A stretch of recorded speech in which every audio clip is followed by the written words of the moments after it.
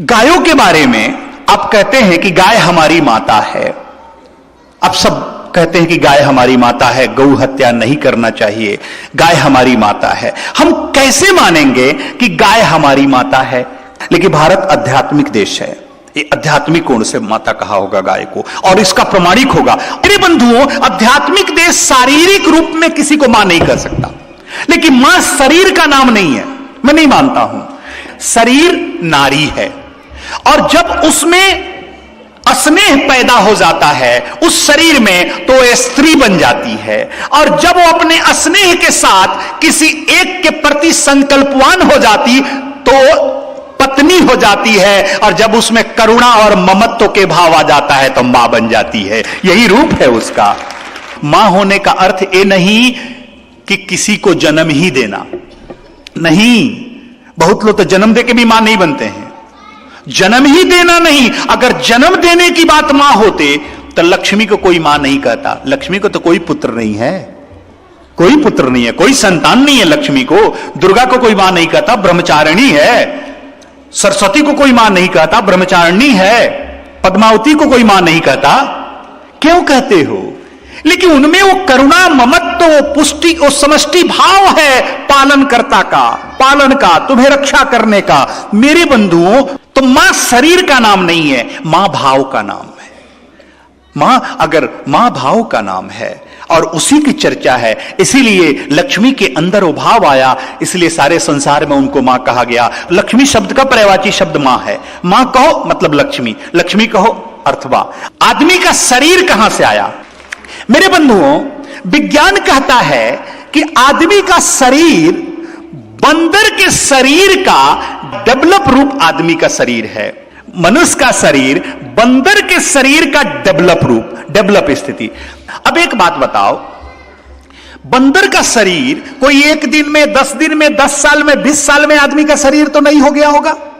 लाखों बरस लगे होंगे उसको डेवलप होते होते होते होते होते होते होते होते आदमी का शरीर बनने में। इसी के उदाहरण हनुमान जी हैं। रामायण में जब पढ़ोगे, रामचरितमानस में हनुमान को देखोगे तो हनुमान न पूरे बंदर हैं न पूरे आदमी हैं, वो बीच की कड़ी हैं। मतलब बंदर से आदमी हो रहे हैं, आदमी बन न पाए हैं, बंदर है नहीं, बीच में आए हैं। बंदर के शरीर डेवलप हो करके आदमी का शरीर बना। अब देखो, शरीर तो बंदर से मिल गई, ये वैज्ञानिक ने साबित कर दिया। अब आत्मा कहां से आई? मेरे बंधुओं, ये आत्मा जो है ईश्वर का रूप है, एकदम सही बात है। परमात्मा का आत्मा एकदम सही है, लेकिन आत्मा कहां से निकली?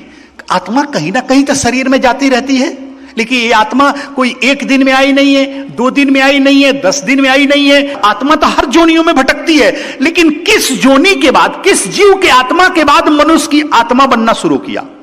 तो मेरे बंधुओं, जब जाने लगे, पीछे जाने लगे जन्मों में, तो बाद में आत्मा का पता चला कि हर मनुष्य की आत्मा जो है वो गाय की आत्मा का डेवलप रूप है। मनुष्य का शरीर बंदर के शरीर का डेवलप रूप है। मनुष्य के अंदर आत्मा आने के पहले वो गाय में आती है, और गाय की आत्मा डेवलप होते होते होते होते वो मनुष्य में जाती है। मैं आज तक कोई ऐसा मनुष्य नहीं पाया जिसकी आत्मा गाय की आत्मा से नहीं गुजरी हो।